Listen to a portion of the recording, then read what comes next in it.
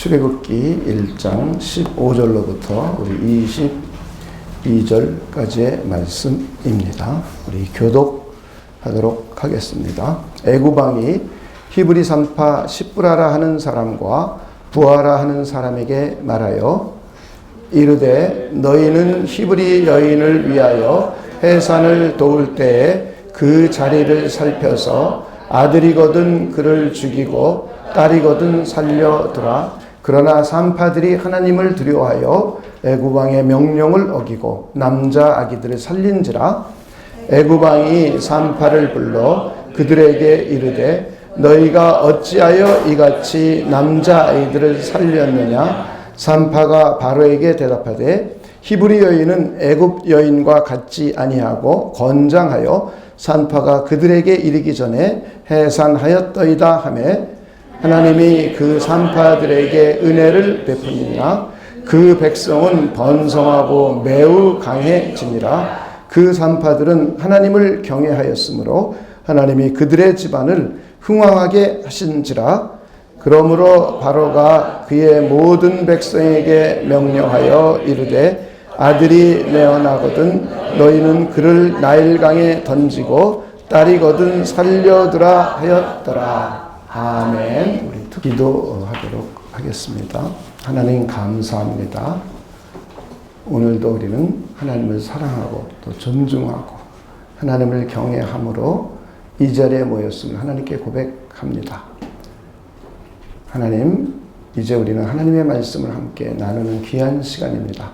하나님의 성령께서 역사해 주셔서 하나님의 뜻을 잘 이해하고 하나님의 말씀이 우리 귀에 잘 들려져 우리가 하나님의 말씀을 지켜 행함으로 해서 또 하나님께 영광 돌려드리고 우리가 하나님의 사람다웠도록 하나님께서 우리를 인도하여 주시옵소서.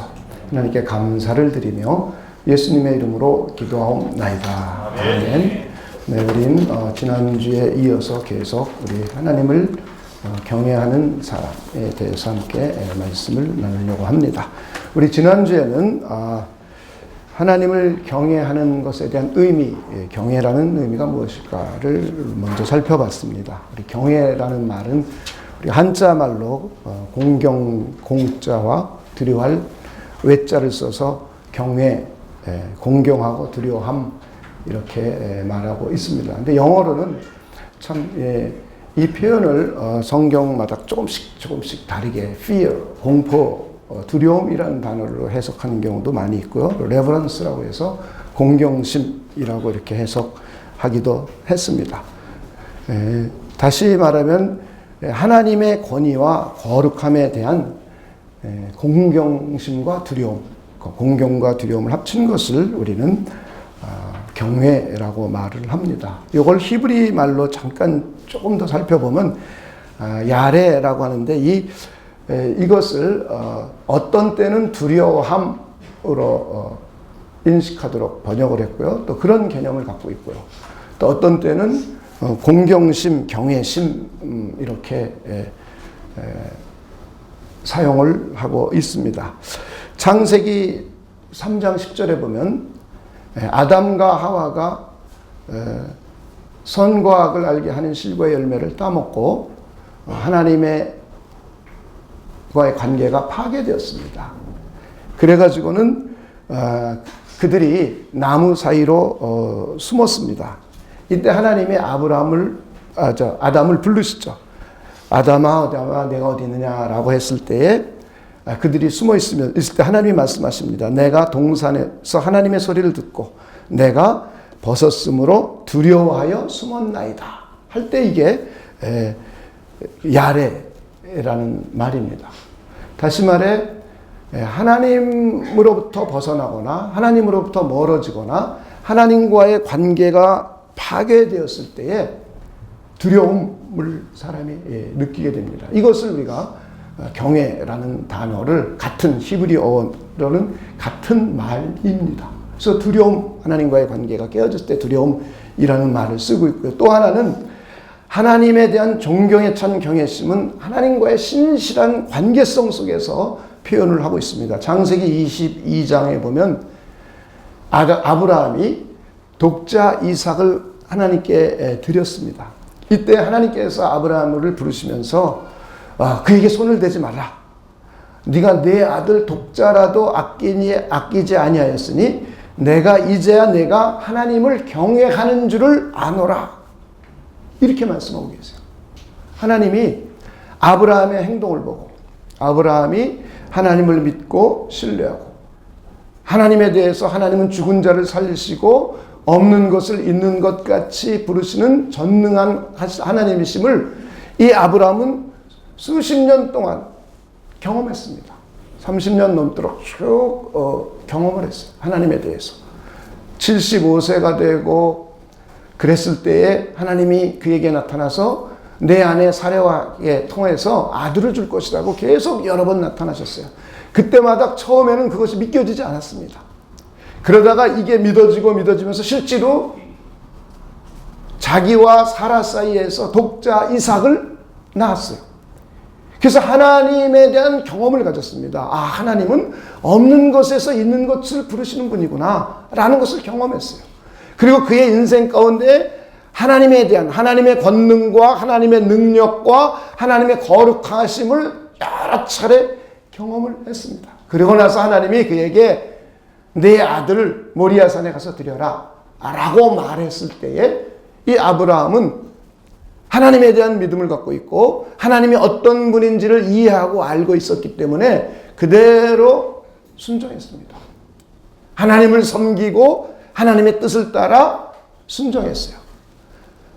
그랬더니 하나님이 그제서야 네가 나를 정말 경외하는구나 라고 하나님이 인정을 해 주셨습니다. 그리고 나서 곧바로 말합니다.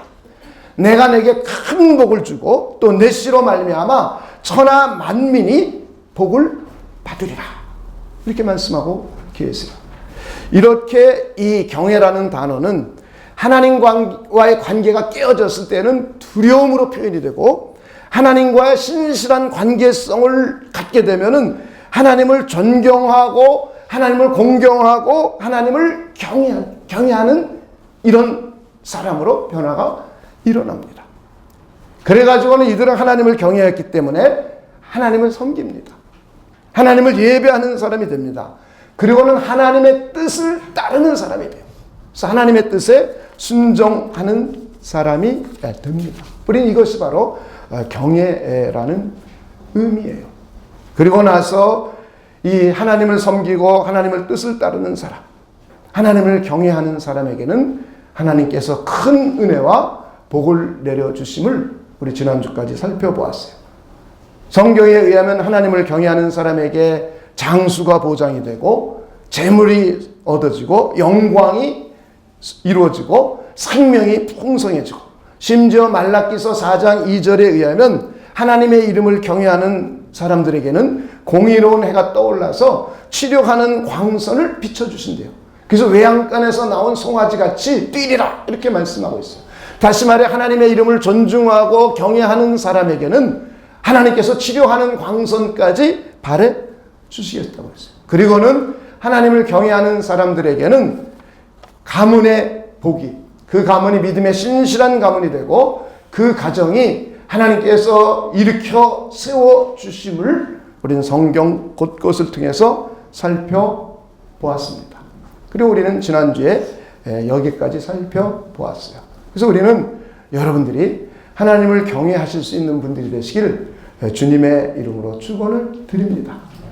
하나님은 이런 사람들을 은혜를 주시고 복을 내려주시고 이것이 바로 하나님의 성품이고 속성이십니다. 오늘 여러분들이 하나님을 공경하고 존중하는 마음으로 하나님을 예배 드린다면 하나님은 우리에게 치료하는 광선을 발해주시게 돼요. 그래서 우리가 영적으로 회복이 일어납니다. 정신적으로 지쳐있거나 마음에 많은 상처가 있을 때에 하나님께서 치료하는 광선을 발해주셔서 회복이 일어납니다. 혹시 육신의 질병이 걸렸을지라도 하나님께서 치료하는 광선을 발해주시겠다고 약속하셨습니다. 그리고는 우리 수명이 장수하는 사람으로 변화가 일어나기도 합니다. 그리고는 우리에게 재물을 얻을 수 있는 능력이 하나님으로부터 우리에게 생겨납니다. 이것이 바로 하나님을 경외하는 사람들에게 하나님이 주시는 은혜와 은총이에요. 저는 여러분들이 하나님을 그렇게 경외하실 수 있는 분들이 되시길 다시 한번 주님의 이름으로 축원을 드립니다. 아멘. 이제 오늘 우리는 본문을 통해서 두 가지만 더 살펴보려고 합니다. 하나님을 경외하는 사람이 하나님의 뜻과 세상의 법이 다를 때, 즉 충돌할 때 어떻게 행동을 했는가? 다시 말해 우리가 어떻게 행동할 때 세상의 법과 하나님의 법, 세상의 법과 하나님의 뜻, 세상의 법과 하나님의 일이 충돌할 때, 상반될 때에, 다를 때에 우리가 어떻게 행동할 때에 하나님은 우리가 하나님을 경외하는 사람으로 보시는가? 하나님이 우리를 어떤 때 경외하는 사람으로 보시는가에 대한 이야기 하나와, 또 하나는 하나님을 경외하는 사람은 하나님의 뜻과 자신의 내면의 양심과의 충돌이 일어났을 때, 다를 때, 상충할 때 우리가 어떻게 행동할 때 하나님은 우리가 하나님을 경외하는 사람으로 보시는가에 대해서 오늘 두 가지만 오늘 본문을 통해서 살펴보도록 하겠습니다. 먼저 하나님의 뜻과 세상의 법이 다를 때 우리는 어떻게 행동해야 하는가? 우리는 일반적으로 그리스도인들은 성경에 의하면 세상의 법을 잘 따르라고 가르쳐 줍니다. 이것이 로마서 13장 1절로부터 7절까지 아주 자세하게 기록되어 있어요.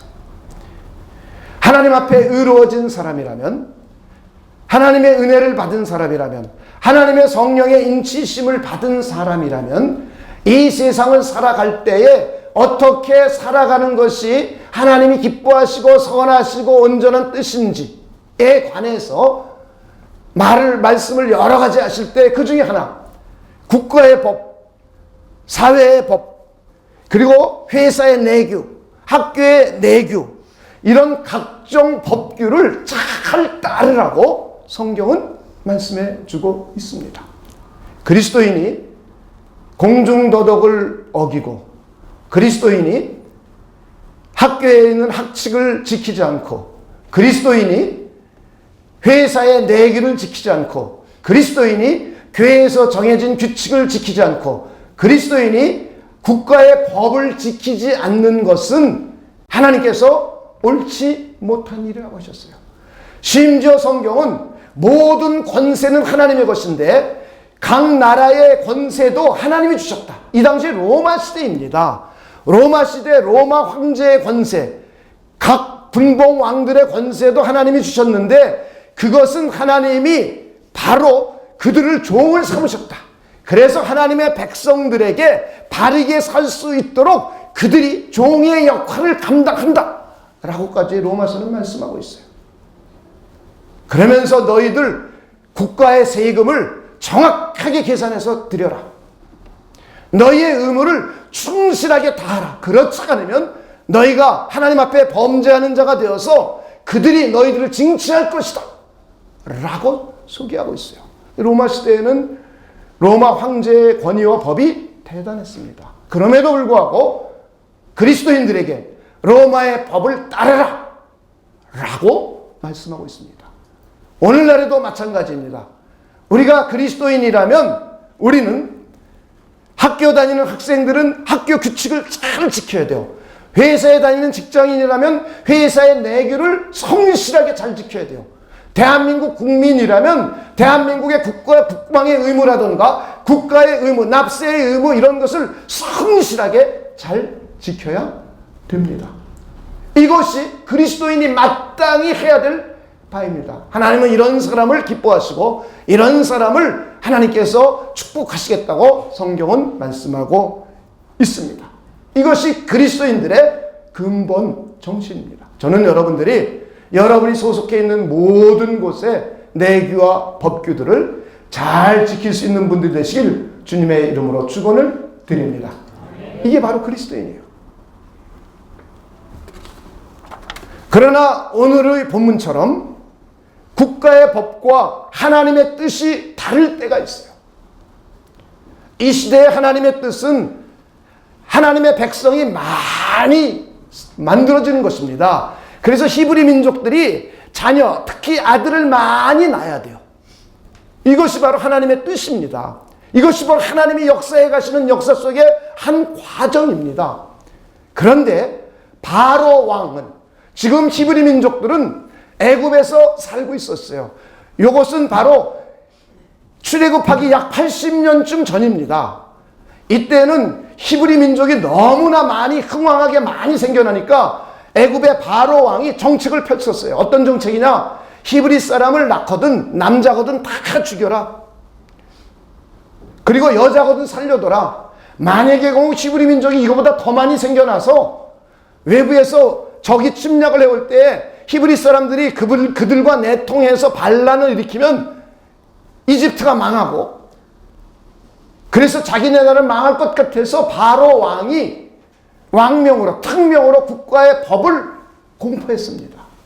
이 공포한 법은 뭐냐? 히브리 민족의 아들들은 다 낳거든 다 죽여라. 그리고 딸들만 살려라. 이것이 국가의 법입니다. 이것이 애국의 법입니다. 오늘날로 말하면 국가의 법체계예요. 그런데 이 시브라와 부하라는 히브리 산파는 하나님의 뜻이 무엇인지를 알고 있어요. 하나님의 뜻은 자손이 번성해서 히브리 사람들을 살려두는 것이요. 이때의 시브라와 부하는 그들을 살려줬습니다. 국가의 법을 따르지 않았어요.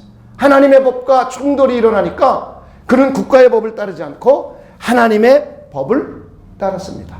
하나님의 뜻을 따랐어요. 이렇게 일반적으로 국가의 법을 그리스도인들은 잘 지켜나가야 되지만 혹시 하나님의 뜻과 상충될 때, 다를 때에는 우리가 어떻게 결정을 해야 되는가에 대한 표준을 우리에게 보여주고 있습니다. 이렇게 하나님의 뜻을 따르고 국가의 법을 지금 따르지 않는 시브라와 부하는 지금 위험에 처할 수도 있습니다. 불이익을 당할 수도 있습니다. 재정에 파탄이 올 수도 있고 승진에 어려움이 생길 수도 있고, 그리고 수많은 애굽 사람들이 싫어할 수도 있습니다. 심지어는 목숨의 위협을 당할 수도 있습니다. 이게 지금 시브라와 부하에 처해진 형편입니다. 그럼에도 불구하고 시브라와 부하는 하나님의 뜻을 따랐습니다. 이럴 때 하나님은 시브라와 부하를 향하여 너는 나를 경외하는 자다 라고 인정해 주시는 거예요. 그래가지고는 하나님께서 그 가문을 일으켜 세워주시고 그 가정을 흥황하게 일으켜 세워주셨습니다. 할렐루야. 이 시브라와 부하는 바로왕을 아주 잘 압니다. 그 당시에 바로왕은 자칭신이에요. 애굽 사람에게는 다 신으로 통합니다. 오늘날로 말하면 북한의 지도자들처럼 신격화되어 있어요. 만약에 그의 말을 어기면 국가의 법을 어기는 것뿐만 아니라 신의 말을 어기는 것이에요. 그래서 굉장한 불이익이 당합니다. 왕으로서 권세를 가지고 있고 종의 역할을 하는 민족에서 태어난 그들, 그리고 거기서 열심히 일하고 있는 그들에게 불이익이 삶의 현장에서 많이 닥칠 수도 있습니다. 목숨의 위태로움이 있을 수도 있습니다. 그렇지만 이 시브라와 부하는 이 바로왕만 잘 아는 것이 아니라 하나님도 잘 알고 있어요. 아, 바로왕이 신이 아니라 하나님만이 참 신이라는 걸 알았어요. 하나님만이 유일하신 하나님이라는 걸 알았어요. 하나님만이 만왕의 왕이시요 이 세상의 왕들을 세울 수 있는 권세의 주인이 되심을 시브라와 부하는 알았어요. 모든 권세가 하나님으로부터 나온다는 것을 이해하고 있었고, 생명의 주인이요 만복의 근원이 하나님이라는 것을 시브라와 부하는 알고 있었습니다. 그리고 하나님만이 창조주시요 만유의 주재권자라는 것을 십부라와 부하는 알고 있었어요. 그래서 만약의 경우 바로왕의 법을 따르면 하나님의 법을 어기는 것이야. 하나님의 뜻을 따르지 않는 것이야. 그러면은 자신이 얼마나 하나님으로부터 오는 하나님을 마주대할 때, 하나님 앞에 나올 때에 두려움이 있을지를 이는 아는 거예요. 그래서 여기는 번역을 하나님을 두려워하여 라고 번역을 했어요. 똑같은 경외라는 단어예요. 그런데 하나님을 두려워하여 라고 표현을 했어요. 만약의 경우 바로왕의 법을 따르고 세상의 법을 따르고 하나님의 법을 따르지 않고 하나님의 이치를 따르지 않고 하나님의 도를 따르지 않을 경우는 그 하나님이 어떤 분인지를 알고 그 하나님 앞에 아담이 숨어서 두려워하여 숨었던 것처럼 성경 속에 수많은 사람들이 하나님의 뜻을 따르지 않을 때 두려워하여 숨었던 것처럼 자기 자신도 알았어요. 그랬더니 이 십부라와 부하는 지금 당장 현실 속에서 목숨이 위태롭고 불이익을 당하고 승진이 안 될 수도 있는 이런 상황 속에서 그는 하나님의 뜻을 따르는 사람이 되었습니다. 살려줬어요. 이때 하나님은 십부라와 부하가 너는 나를 경외하는 자다 라고 인정해 주시는 거. 할렐루야. 저와 여러분의 삶도 똑같아요. 우리가 하나님을 경외한다고 말하고 있어요. 실제로 우리는 하나님을 경외하고 존중하고 있어요. 여러분 그렇습니까? 그런데 우리가 하나님의 법과 세상의 법이 충돌할 때, 하나님의 뜻과 세상의 뜻이 충돌할 때 우리가 무엇을 결정하느냐를 하나님은 보시는 거예요.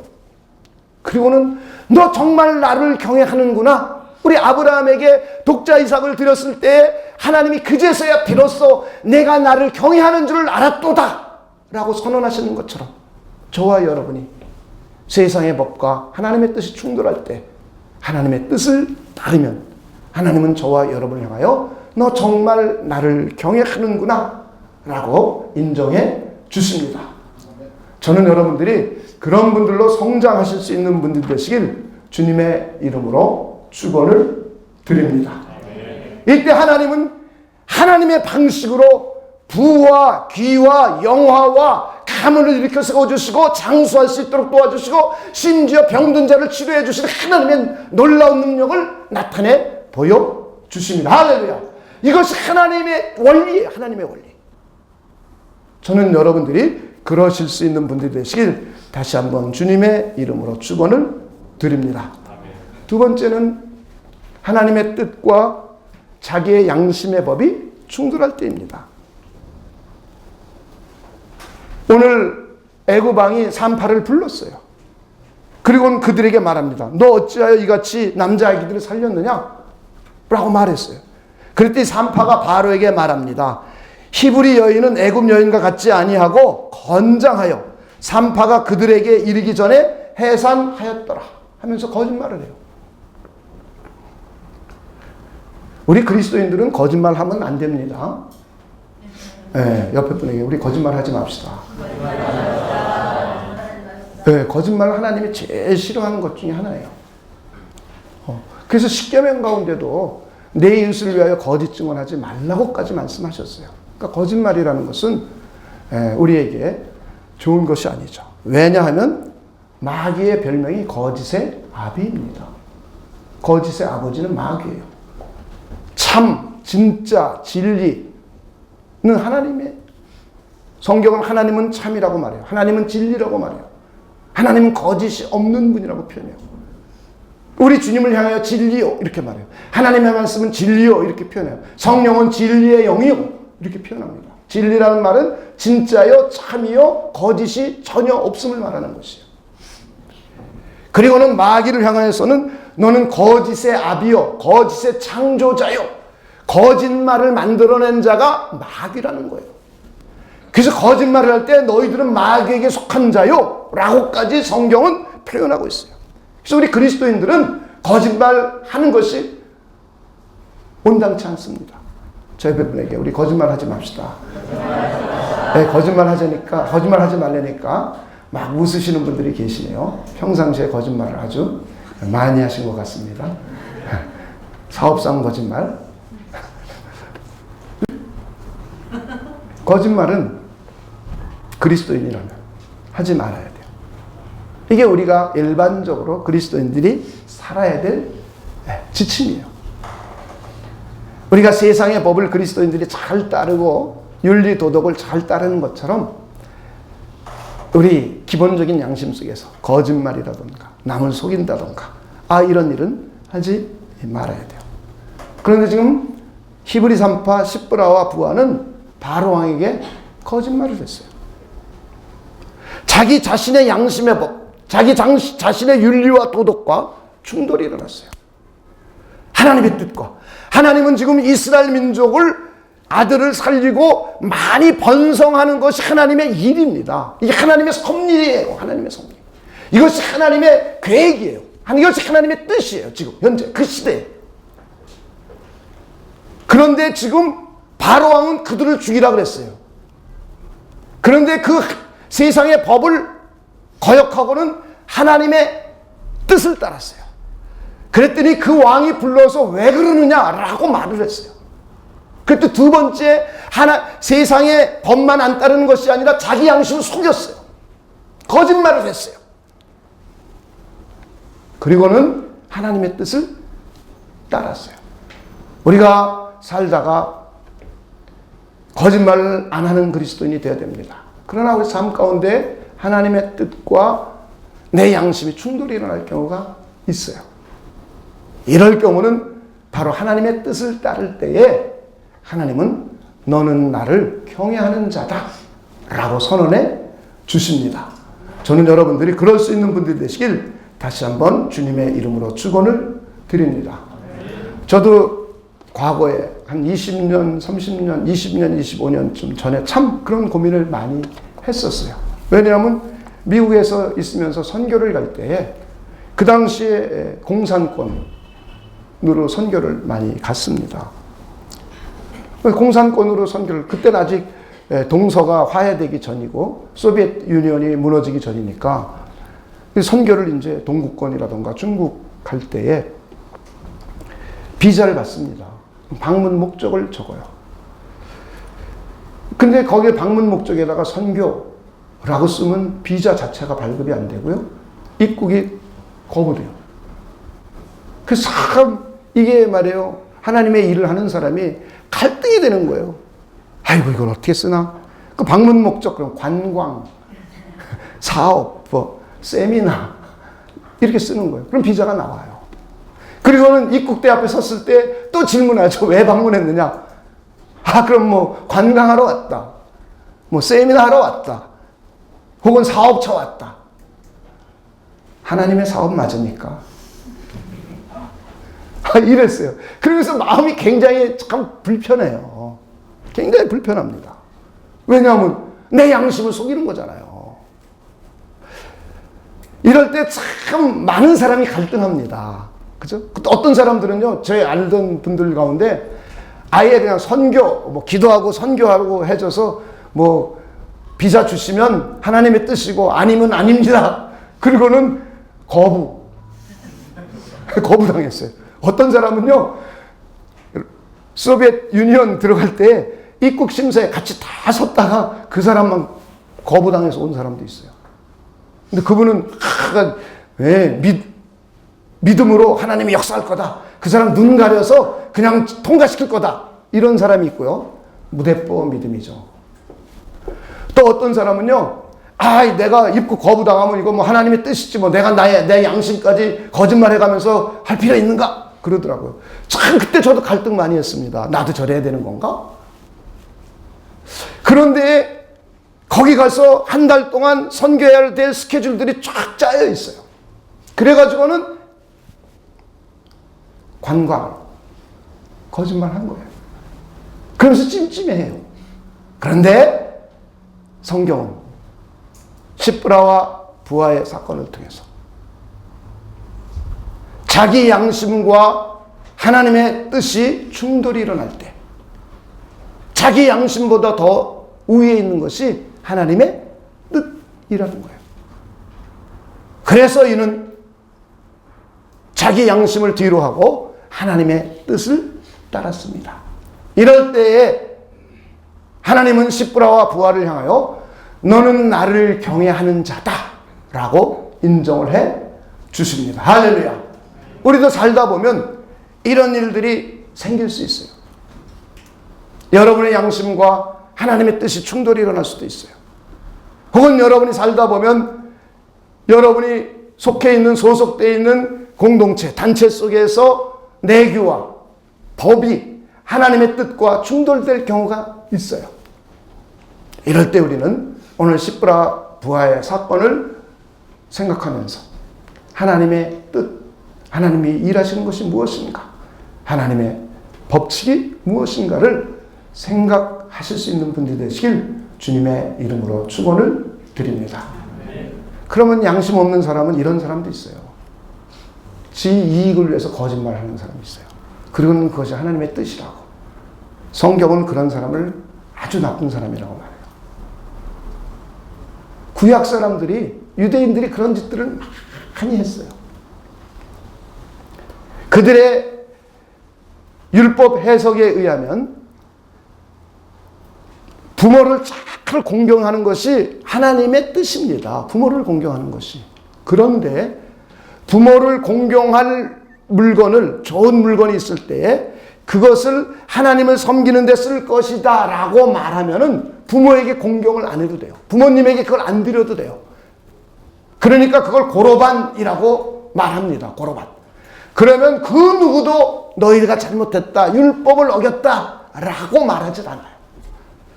그랬더니 많은 유대인들 가운데에 부모에게 주기 아까우니까 자기가 더 잘 먹고 사리사욕을 누리고 더 풍족하려고 고르반이라고 해놔요. 그리고는 부모를 섬기는데 그걸 쓰지 않아요. 그러면 그 누구도 뭐라 그럴 수가 없기 때문에요. 이런 양심불량자들도 예수님이 오신 당시에 수없이 많았어요. 그래서 예수님이 오셔서 그 문제를 책망하십니다. 그런데 오늘 우리가 이 메시지를 적용할 때에도 고르반처럼 이런 사람이 나올 수도 있어요. 하나님의 뜻이기에, 하나님의 법이기에 라고 하면서 자기 양심을 속이고 혹은 국가의 법을 위반하고 할 수도 있어요. 저는 여러분들이 그런 분들이 되지 않기를 주님의 이름으로 축원을 드립니다. 정말 이것이 하나님이 기뻐하시는 하나님의 뜻인가, 하나님이 지금 원하고 계신 일인가 아닌가를 여러분이 분별해 가면서 혹시 사회 내교와 충돌할 때 하나님의 뜻을 따르고 혹시 자기 양심과 충돌할 때에 하나님의 뜻을 따를 수 있는 분 되시길 주님의 이름으로 축원을 드립니다. 하나님은 이런 사람을 찾아오셔서 너는 정말 나를 공경하고 있구나, 너가 정말 나를 경외하고 있구나 라고 인정해 주시면서 여러분의 가문을 하나님의 은혜와 축복으로 가득 채워 주실 것입니다. 저는 여러분들이 그런 분들이 되시길 다시 한번 주님의 이름으로 축원을 드립니다. 우리 기도하겠습니다. 하나님 감사합니다. 우리들이 내 양심의 법과 하나님의 법이 충돌이 일어날 때, 또 국가의 법, 세상의 법과 하나님의 뜻이 상반되거나 다를 때에 우리는 수없이 고민하고 갈등하게 됩니다. 이럴 때마다 우리는 하나님의 뜻을 따를 수 있는 그런 사람들이 될 수 있도록 하나님께서 우리를 축복하여 주시옵소서. 그래서 하나님이 우리를 보면서 너는 나를 경외하는구나, 너는 나를 존중하고 존경하는구나 하는 하나님의 사랑의 음성이, 은혜로운 음성이 우리에게 들려질 수 있도록 하나님께서 역사하여 주시옵기를 간절히 원하오며 예수님의 이름으로 기도하옵나이다. 아멘.